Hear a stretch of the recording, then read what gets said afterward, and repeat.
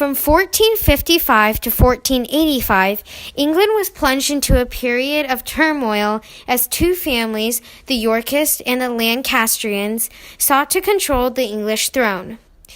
Yet the fighting was briefly stopped by an agreement known as the Act of Accord.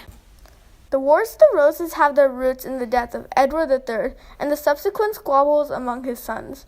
The firstborn, Edward the Black Prince, was expected to be the heir with his popularity and military prowess. However, his death in 1376 forced Edward III to make the Black Prince's son, Richard II, his heir. Richard II took power in 1377, and his reign was long but unsuccessful. John of Gaughn's son, Henry IV, decided to push for his claim on the English throne and became king in 1399, deposing Richard II in the process. The line of succession went smoothly from Henry IV to Henry V, before stopping at Henry VI. Henry VI became the sole ruler of England when he was only 9 months old and was coronated when he was 7 years old. His reign was hampered by two things: the loss of all of England's land possessions on the European continent and his unfortunate mental breakdown in 1453.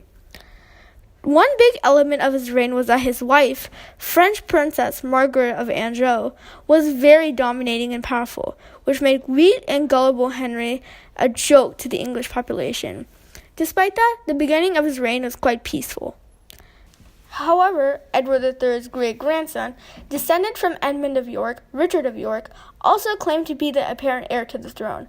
On October 10, 1460, Richard of York marched into the Parliament chamber, demanding that the throne and the crown be handed over to him. The Act of Accord was a treaty to put the stop to the conflict, the Wars of the Roses. It was created on October 25, 1460, in response to Richard of York's abrupt claims to the throne of England. It stated that after the King Henry VI died, his crown would be passed on to Richard of York and his heirs.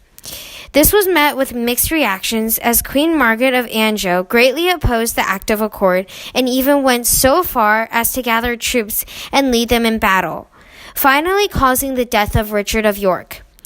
Thus it failed to dampen the brutal fighting of the wars. It caused more conflict as the Lancasters revolted against the unfair violation of young Prince Edward, King Henry's son, right to the throne.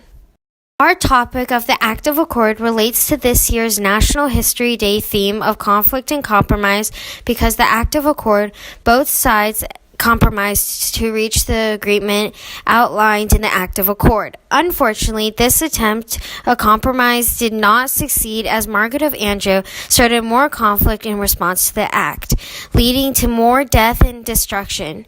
This just goes to prove that while a compromise may seem optimal for both sides, many times it can lead to more conflict than it attempted to solve.